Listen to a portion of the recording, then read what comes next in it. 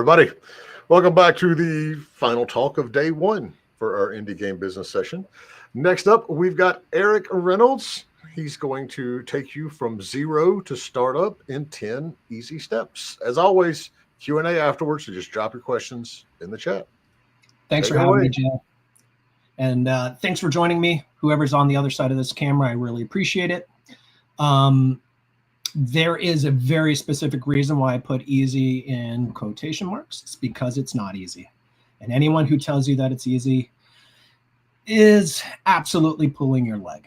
But in today's climate of a lot of our good friends in bigger studios being laid off, in today's climate where it's easier than ever to learn how to code and make games, and in today's climate of just wanting to make the kind of games that the industry will never make, I felt like this was an important conversation to have, because I think we all have our preconceived notions about what a studio is, how a studio is formed, how to really organize your studio in a way that is effective, and how not to get lost in the minutia and in the, I would say, in the ego of, we started a company, we're going to announce it's going to be the biggest thing since sliced bread, and it actually is probably one of the most lonely experiences you'll ever have, even if you've been in the industry like myself for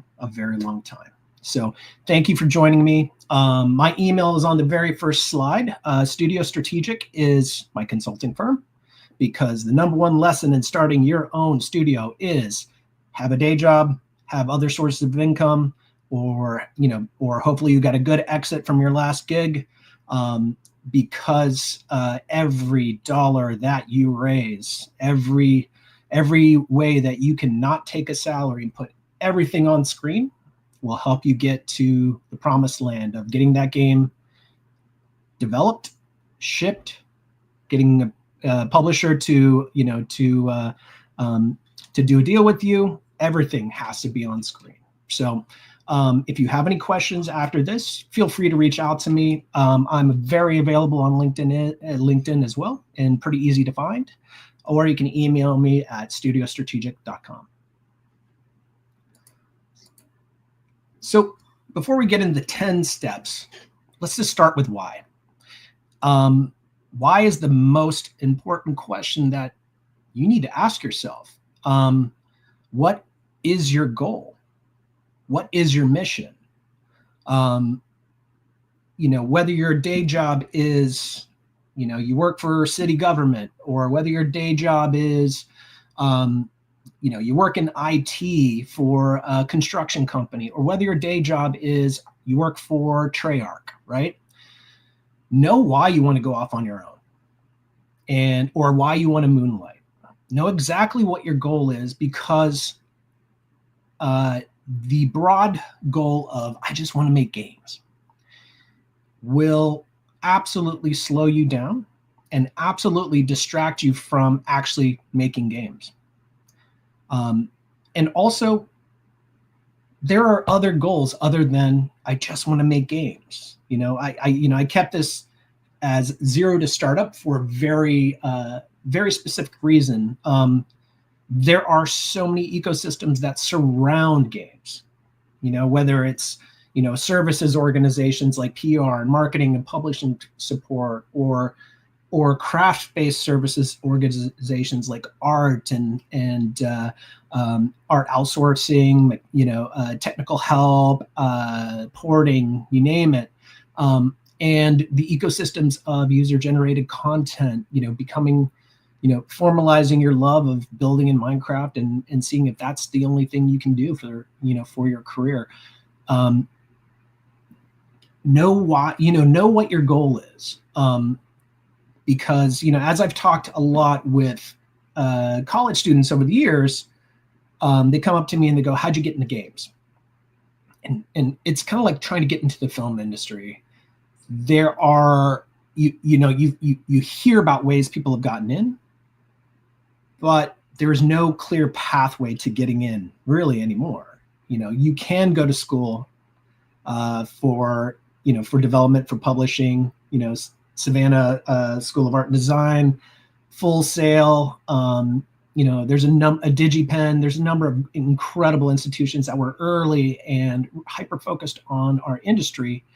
But the most important thing is to not only focus on games. Your love may be mods. Your love may be creating platforms that support gamers and game tournaments. We all just went through the boost and the boost and the bust of esports tournament organization.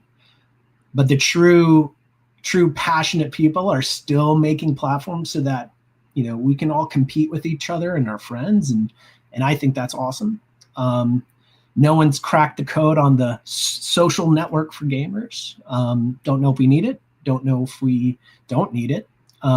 But there are other things to do in this huge ecosystem, this $3.2 billion ecosystem of players, and they have many needs. So know your goal, be absolutely focused, and then think about your mission. Now, as a former communications leader, and I'll actually get to a little bit of my background here in a second. I feel like companies get really hung up on their mission, because it's like, Riot's was, we aspire to be the most player-focused company in the world. Clean, simple, unifying, and open to interpretation, right? But it set culture very quickly at Riot. That's a beautiful example of a great mission statement.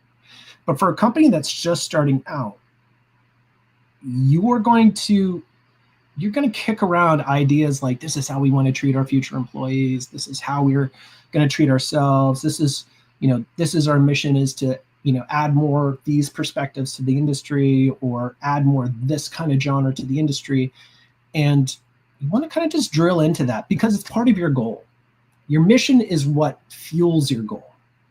But don't get lost in it, because ultimately your goal and your mission sometimes evolve over time.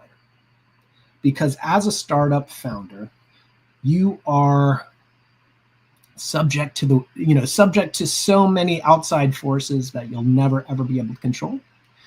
And also, you have to understand that starting any company, the whole first year to 2 years is an R&D process, and it's research and development into yourself. Who am I? What do I want to do? Why do I want to do this? And it's research and development into what that product could be. Okay, it's going to be an MMO, but it's going to be built around World War II. Like, I've heard incredible stories. I've heard incredible pitches. I've talked to talent all over this world. Your mission is going to drive that goal. And I've met incredible games people who are like, there's not enough consumption of art in this world. So I'm going to create a VR art gallery, and I'm going to ask for permission or license the imagery of some of the best artworks in the world from the greatest museums in the world. And I hope that this generation, who may not be able to afford to travel, get something more than a slideshow when they go into class someday. They get to actually walk into the Louvre, and instead of being like shoulder to shoulder with 900 other tourists, they actually get a one-on-one experience with Mona Lisa or David or what have you. There are beautiful ideas out there, and that is the thing that you really have to hone prior to making the leap. And that's why it's not even step one. This is sort of the prologue to my 10 easy steps. And by the way, I didn't write 10 steps because I don't want this deck to live on as like 10 steps and whatever, because there's so much more than just what I'm talking about today that you'll get from the other speakers, or have gotten from the other speakers today and get from the other speakers tomorrow, who will go into more specificity and more depth. My goal today is to talk about my experience as an industry executive who decided that publishing games and being on the corporate side of things was no longer satisfying to me. I was very fortunate to have worked with some of the most important creators of all time, and I'll kind of get into that, and work for some of the most well-known companies of all time. But what brought me joy were the one-on-one conversations I had with my development partners, with my idols in development, with writers, with directors of film and TV. It's that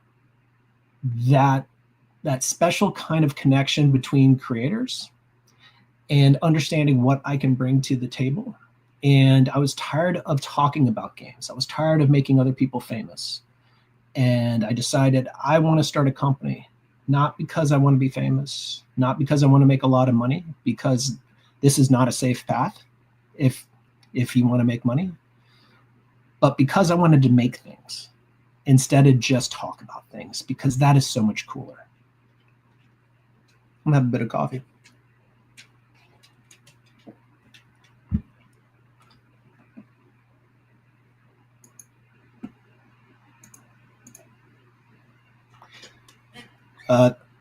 Ray Padilla, thank you for calling me handsome. I know you, brother. Come on, how dare you? So let's get into mission and vision. This is step number one. This is, and Cesar, none of this is easy. Absolutely none of this is easy. Even talking about it is hard because even though I've been in the games industry for 25 years, I don't know all the answers. I have not experienced every aspect of game design, development, publishing, self-publishing, distribution, localization, coding. This is an industry of incredibly intelligent people with a variety of perspectives, with a variety of crafts and talents who all have to collaborate in order to make the impossible happen, right? And that's what I don't think players always get, is that it is a minor miracle and sometimes a major miracle for a solo dev to finally finish their game, right? Like, it'll take 4 years, it'll take 6 years, it'll take some people 10 years to make their game. And I love it every time you hear of one of those types of games exploding in popularity overnight. That doesn't usually happen, though. But those success stories are the ones that immediately pop up to the top of your feed, and you wonder, okay, if they can do it, why can't I? I've handled the communications, the PR, the positioning, some of the marketing for some of the most successful games of all time. So selling a few million copies is definitely within my reach. But that's not what it's all about. And what it's all about is like understanding, what are you trying to solve and what's your unique solution. So before I show our trailer and our character creator, I want to just kind of give you the full background on myself. So I started in games in 1999. My first client was Nintendo, and I was incredibly blessed to be, even in my most junior level in this industry, thanks to my bosses at the time, in close proximity to greatness. And my I'm the Forrest Gump of the games industry. I've truly worked with some of the greatest, developers, true visionaries of our time. By the way, if you have visionary in your LinkedIn title, take it out, please. There are true visionaries. The rest of us are just basking in their inspiration, and sometimes we're really smart and sometimes we're really lucky. But visionaries are seen behind the fourth dimension. They are just truly playing, 3D chess when we're just playing checkers. So I'll tell you about the story about Affirme Studios. And so I headed up communications for League of Legends. I headed up communications for the Sims division at EA. I was one of the youngest communications leaders, global leaders for Universal, and worked at a variety of other companies, including working with Atari 2 different times, helping Nolan Bushnell try to reboot the company. And And throughout my career, like I said, I've worked with the BioWare doctors. I worked on Mass Effect 2, thanks to partnership with PR agency. And I worked with Nintendo, with Mr. Miyamoto, with Rare, and worked with Will Wright on, he was, no longer part of the studio, but very much an influential part of the culture of the Sims studio, and Lucy Bradshaw on The Sims and SimCity. And the list goes on. Warren Spector, and tons of other producers and creators and coders who are just truly visionaries, truly brilliant. And the number one thing that they taught me is like, what are you trying to solve? Inspiration doesn't like suddenly just go, that's the definition of inspiration though, right? You expect this thing that just pops into your mind, like a lightning bolt from God, or a vision from the great beyond.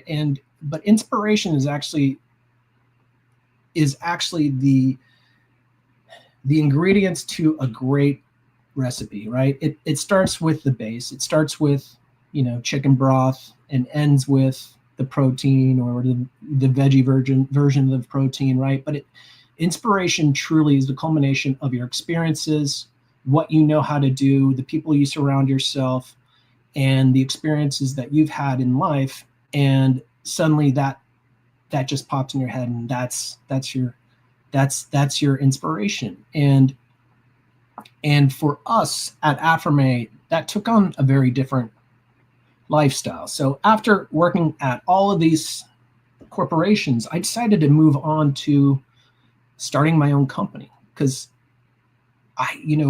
for me, life is short. I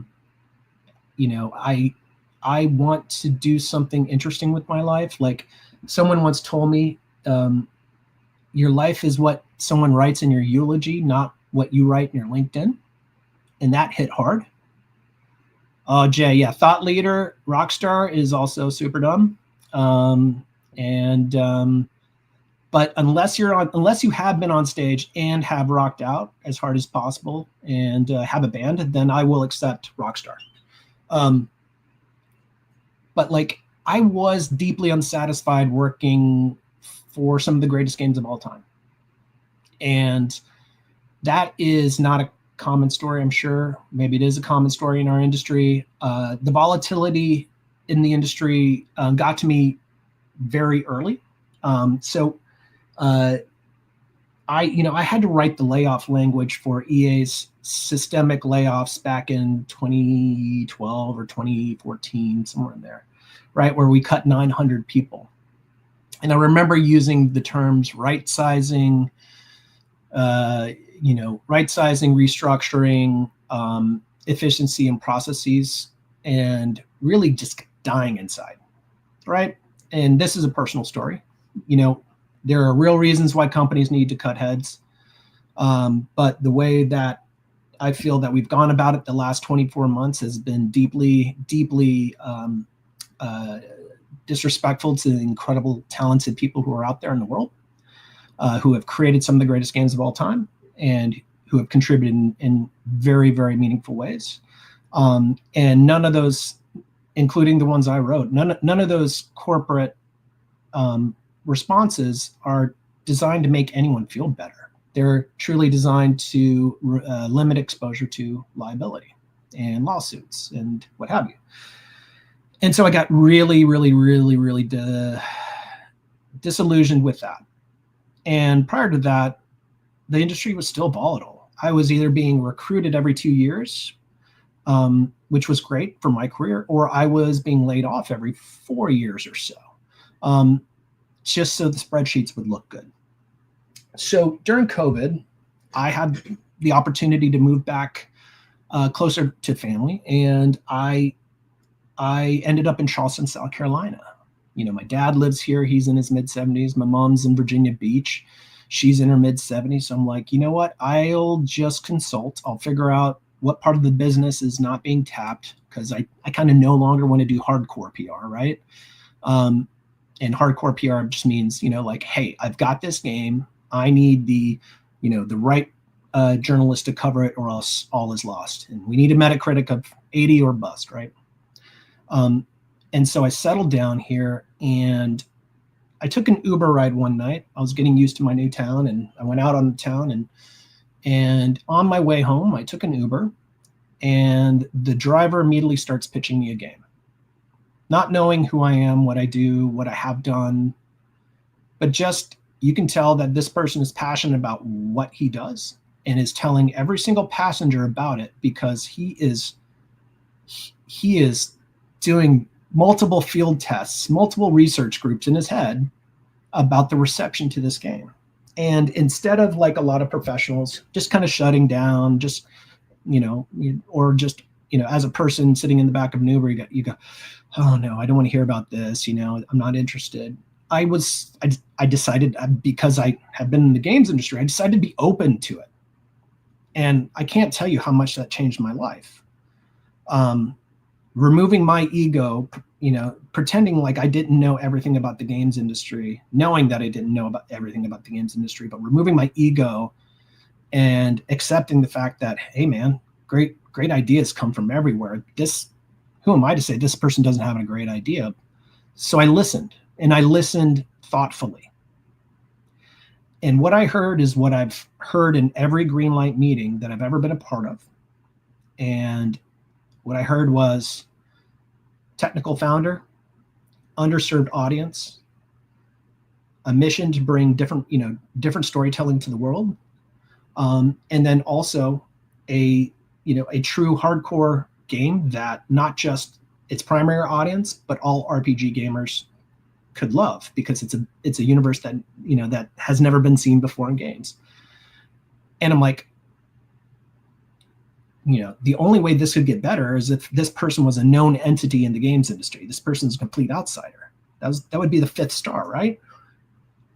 But I'm like, this is really good stuff.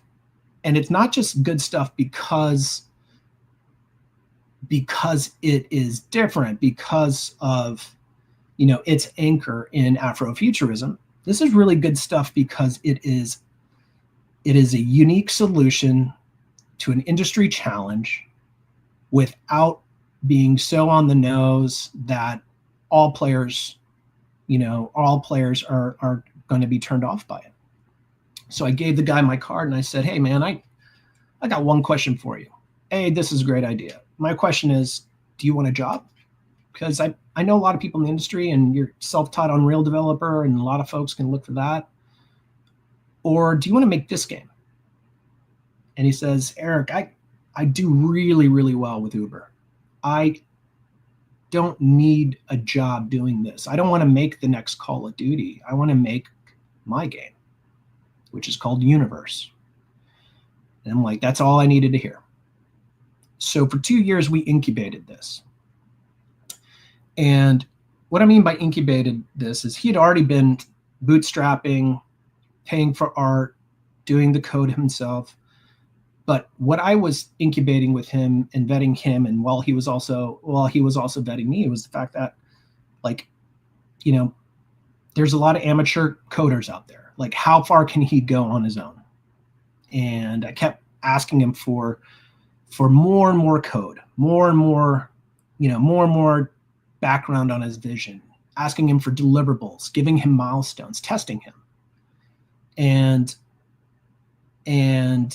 we soon developed that we soon realized that we had a really incredible working relationship with each other.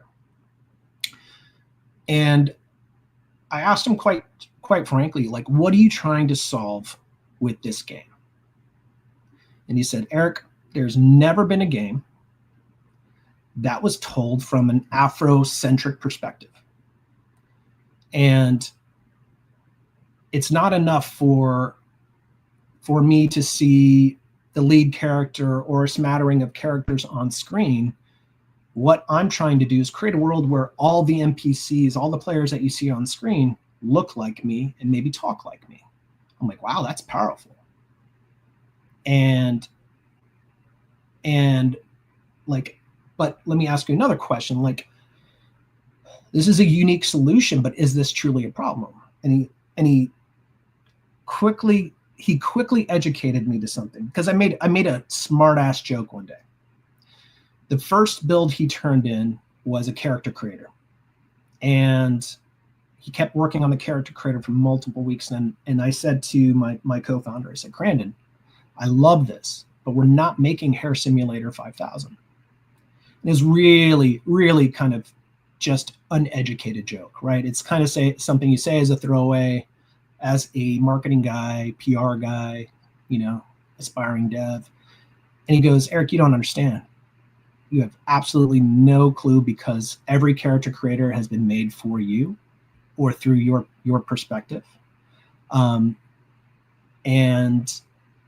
what you don't know is that you can take any game out there right now, and there will be somewhere between 4 to 6 hairstyles for Afro-descendant people. And there'll be tons more for every other race. And unless it is GTA, or unless it is a sports game. And also, unless it is GTA San Andreas, or unless it's a sports game, you will never see more than 1 or 2 me's on screen at the same time.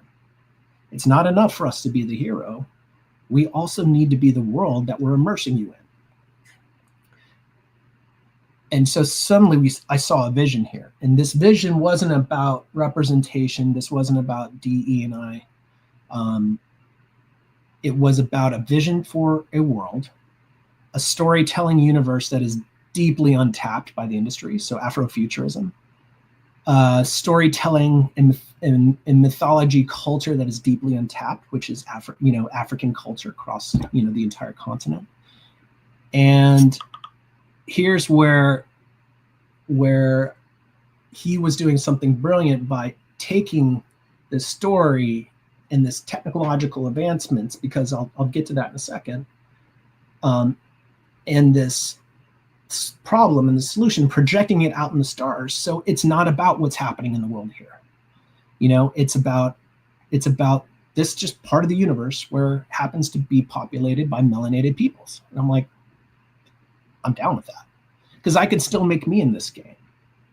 And yet we can make incredible, we're building upon, other character creator systems, but we are adding on more and more specific and unique hairstyles and body features and Afrofuturistic culture to the character creator in a way that's never been seen before. So we have the most comprehensive character creator in all of games. And so now we've got a vision.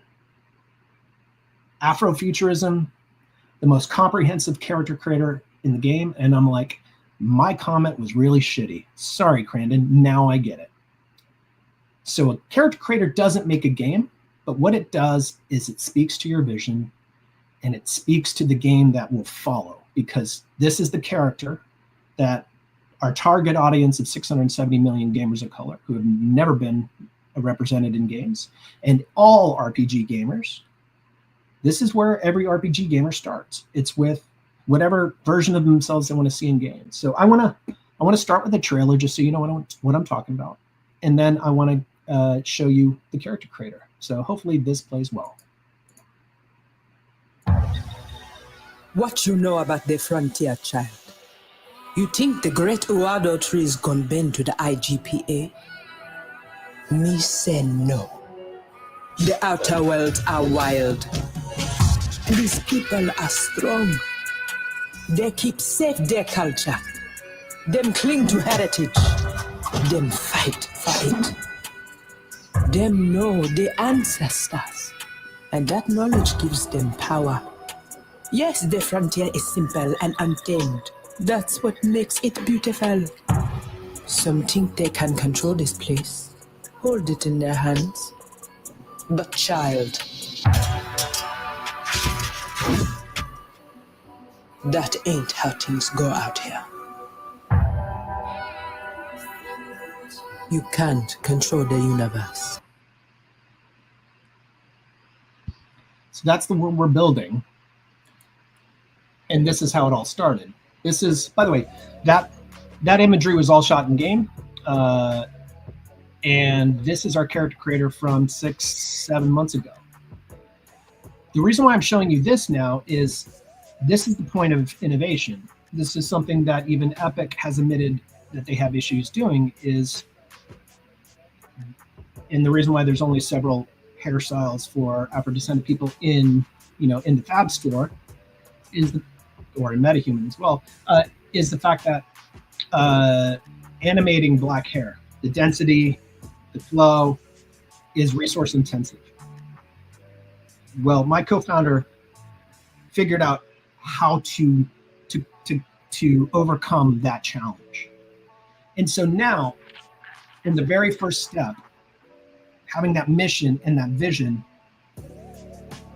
we had a very clear roadmap to where we were going to go from here, and very clear bullet points about how we're going to get there and what it takes to solve the problem, which is, there has never been a game out there in 40 years or even 50 years of game development at this scale. There's been a handful of Afrofuturism on like the Metroidvania side, independently developed side, smaller side, but no one's really kind of done it at the scale we're doing it. But it all started with, hey, I'm going to solve this. I know what problem I'm going to solve, and then I'm going to create the unique solution, and then we're going to create a game around that. And I'm going to start that over to you. So I want to go into total addressable audiences. So there is no such thing as, especially when you're trying to raise money, like the market, your total addressable market aren't 3.2 billion gamers, right? Everybody puts that on a slide. And it's really it's one of those bullshit numbers that investors no longer care. But start to think about it in concentric circles, right? Your total addressable market, yes, there's 3.2 billion gamers worldwide, but what's your total market by genre? Who would play this game? And then look at my notes here, gosh. And then like, what's your total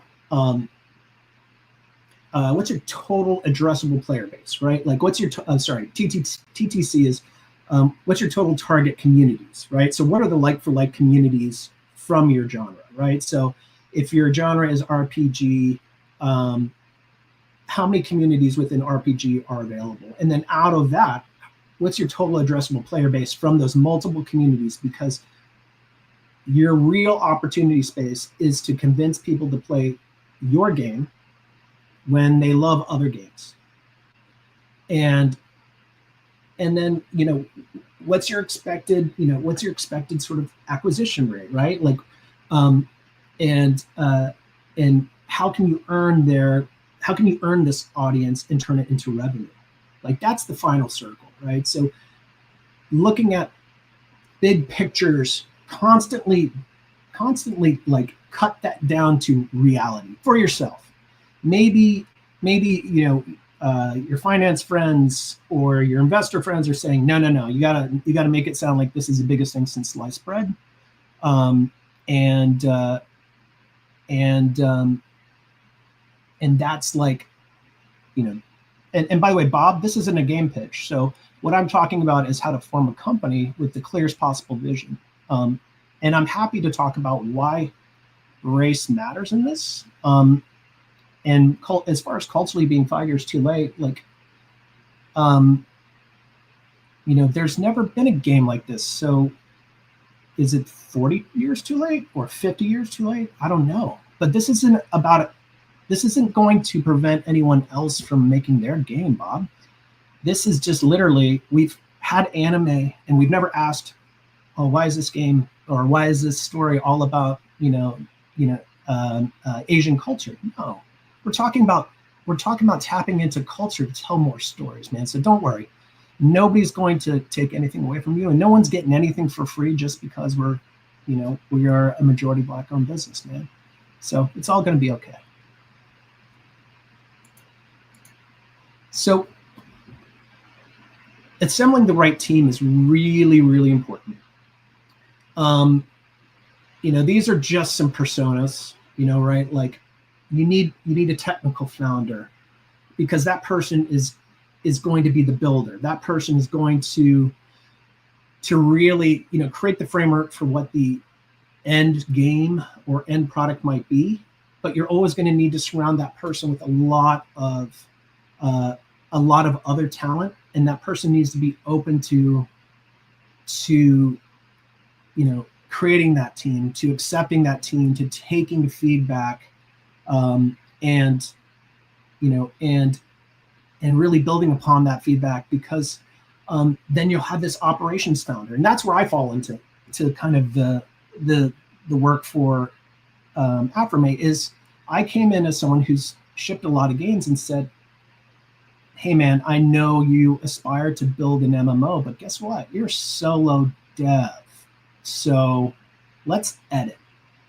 And then once we started editing, we started figuring out, how do we scale, right? So like once you edit, you have the ability to scale, because now you know exactly what you're making.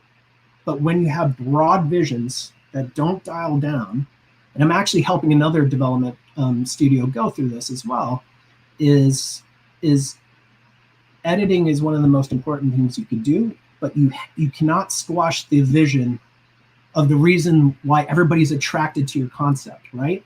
So understanding genre, understanding your player base, understanding your technical capabilities of your team along the way are really, really important. And so the operations founder is truly, a great combo. And by the way, your teams, or maybe lack of, you could be solo devs, your teams will look different, but these roles are important, and you're going to have to figure out ways to kind of plug these gaps in these roles. So like the finance founder, fundraising is a skill that is very different than doing PR. And I thought it wasn't. I honestly have been convincing people to do stuff for me for free for a very long time, because that's what PR is. We get journalists to write for free. We get so many other people to do partnerships for free. Hey, Catherine, I'm almost done. I'm gonna try to give about 10 minutes or 15 minutes for some of those practical workflows and QA.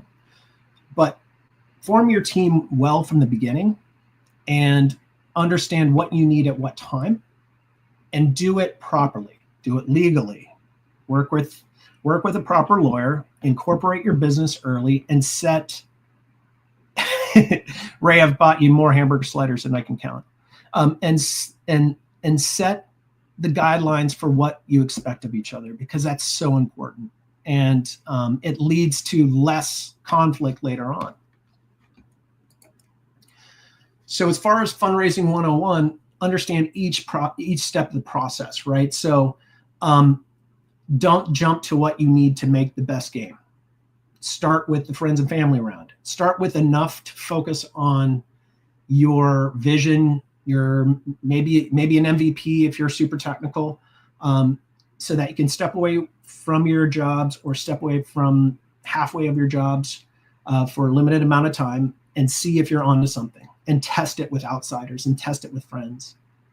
And then the next step is to expand upon it. So that friends and family round, you may only need 10 grand to step away and jam on something, and buy some art time, and buy some, technical coding time. And when you have something, that's when you hit up angels, and you have to be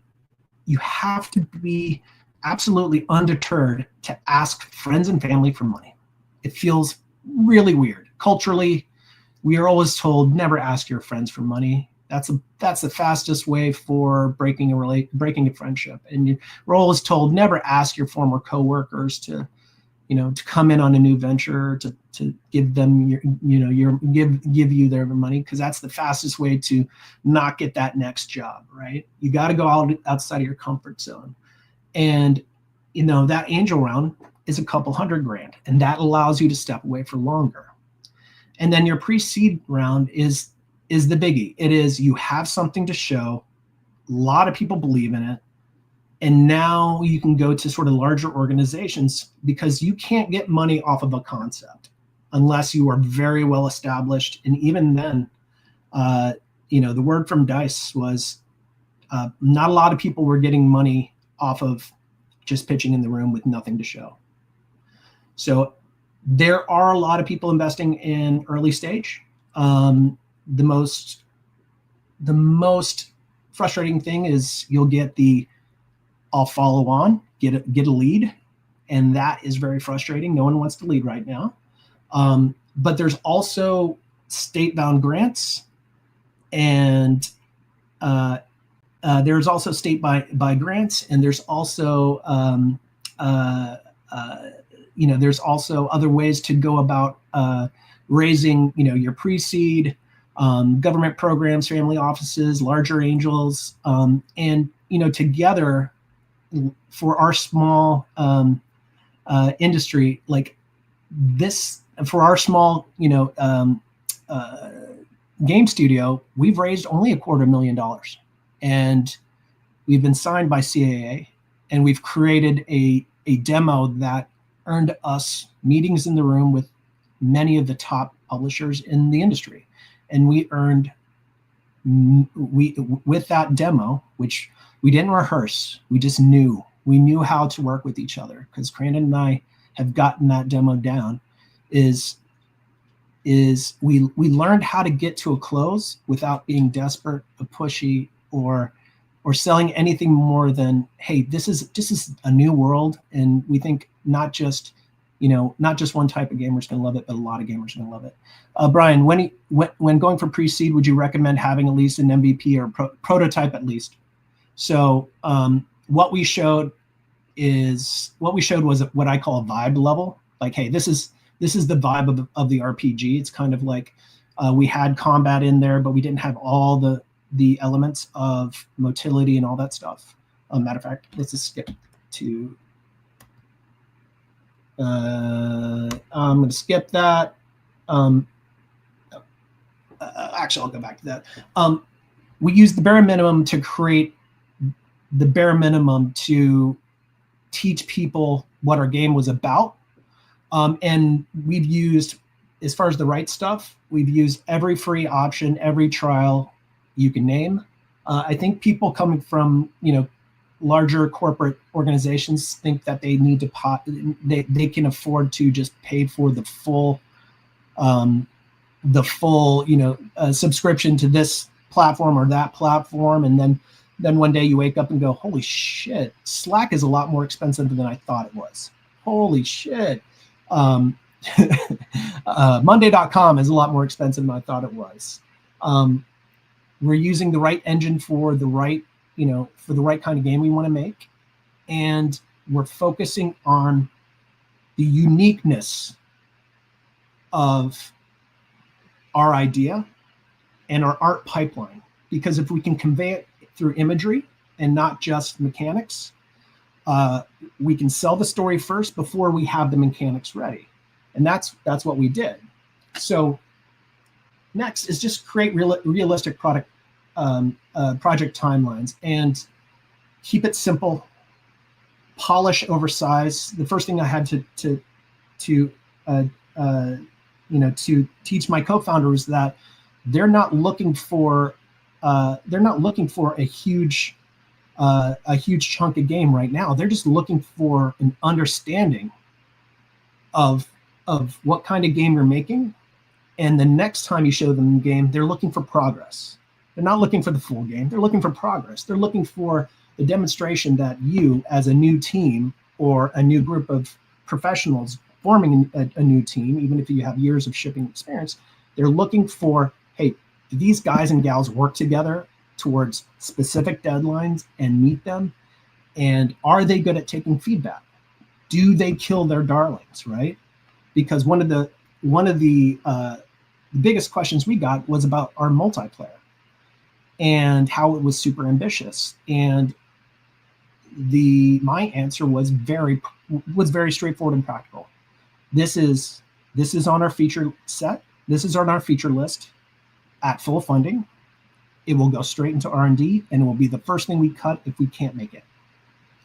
Because our core vision is focused on a great single player RPG experience first. And that focus, that admission of where we were at in the process really helped us show that we are not pie in the sky, selling smoke and mirrors, selling dreams, but we are crafters of computer game products, right? PC game, console game products. You talk about the workflows. I'm running a little long, so I'm going to try to tie this up really quickly. Perforce is great. The ability for multiple devs to check in their code. You will learn your own pipeline. Our pipeline, Catherine, like just to talk about free options, our pipeline was actually focused in Slack and using a single key for certain programs. So we would have our devs check in, say, hey, I'm using the key to this today, so I can complete this work. And, and it was really, it was really DIY, DIY for as long as we could. But, as far as like your production process, games, Mr. Miyamoto is like, hey, when I made Mario, I started with what can this character do? This character can jump, this character can, do this, do that, and the other thing. And then I built a world around that. And that's what you have to do as well. You want to know what kind of game you're making. Take inspiration from the games that you love, but then make them new. And don't follow in the footsteps of what venture capital is saying is a must-have for money. Don't follow in the footsteps of what is popular on Steam or what is popular on streams. Because the moment you start following in the footsteps of others, unless it's inspiration about how to construct, oh, we love that inventory from that game, or we love that combat system from that game. The moment that you start saying, we're going to make the next PUBG, we're going to make the next League of Legends, we're going to make the next, is the moment that by the time your game comes to market, that trend will have passed. Or by the time that game gets into production and you realize you didn't really like playing MOBAs that much, you just use that genre as a way to raise money, is you start off, you're spending many years of your life making something you don't love. So first and foremost, make something that you love and something that you want to see in the world.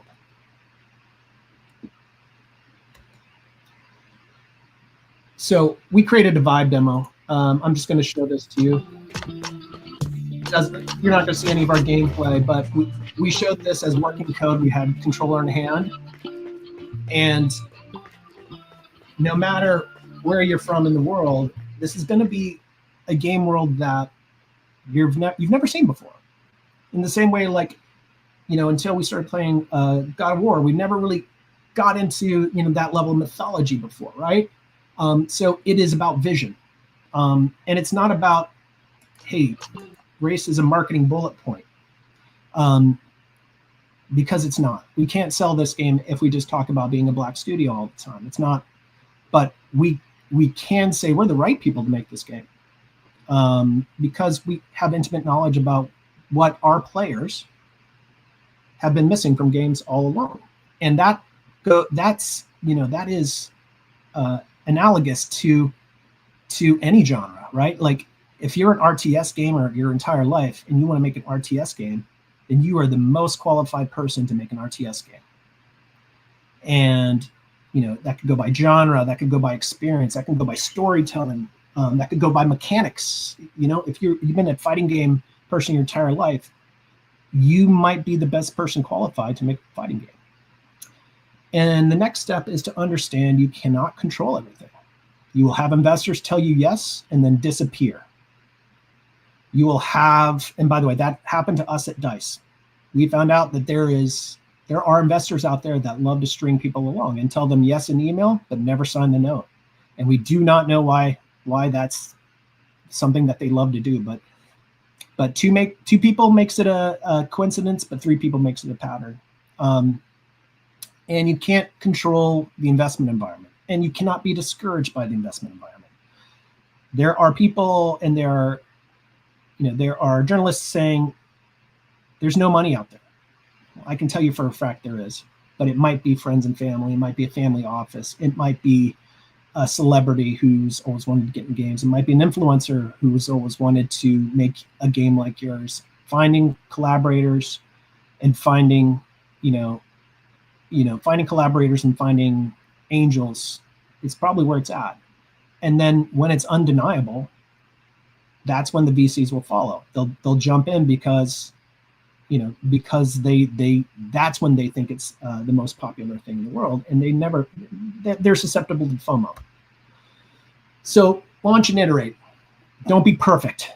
We've already shown our game to our target players. We took the tiniest sliver of code, a little demo area, basically slightly better than Greybox, with our initial combat system and our character creator, and we took it to DreamCon, which is the largest convention of fans of anime and games from mostly Black communities, and it's 40,000 people, and we just put it out there, and we had an instant emotional reaction to our character creator, and we had people come back and play our game multiple times, even though it was barely a tutorial.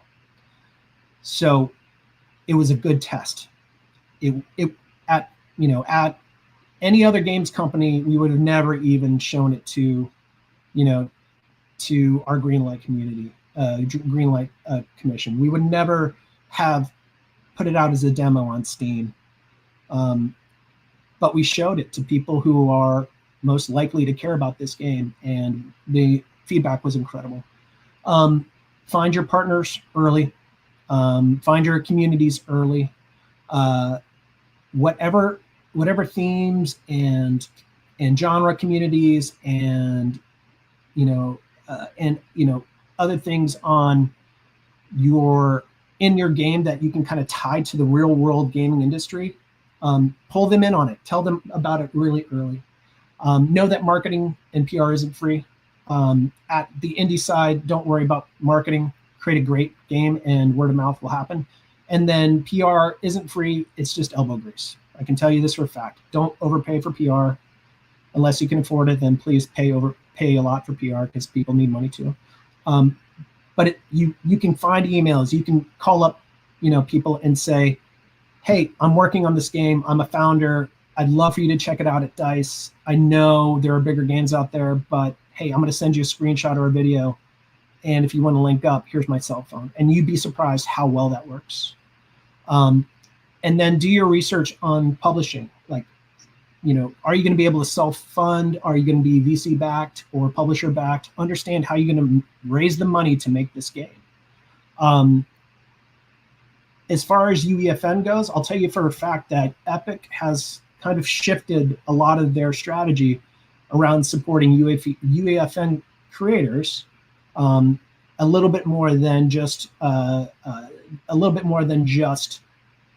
Unreal Engine developers. So what I mean by that is just like mega grants, the ability to monetize quickly, to test ideas. I love UEFN. We're actually we're testing out a prologue to our game in UEFN and seeing if it can add to our experience and then be sort of a unofficial, funnel to our PC game and our console games. And then community. We did not invest in this early, and that was so dumb of us. We need to start talking about our games as creators, and as small publishers or whomever you are on the other side of this camera. We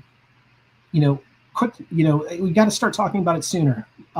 Don't worry about polish, because this generation of content consumers don't care about polish. They care about authenticity more. But the more polished you are, the better. And that's it. Oh, and by the way, as a founder, always have like some really inspirational photo of you looking off into the distance. because it makes you, it makes you seem like you know what's going on and slightly cooler. So, and just by the way, take care of yourselves, because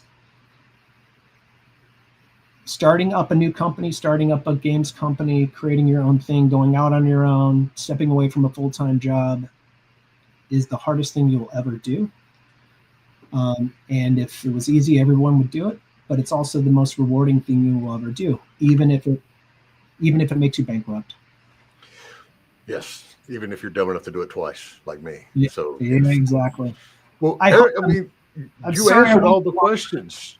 Yeah. I'm sorry I went longer than I even promised, Jay. I got to talking. I tried to answer some of the questions from the live chat. I'm sorry if I didn't see yours. No. You're all good. I was just going to tell you, you wrapped it up because you answered all the questions live.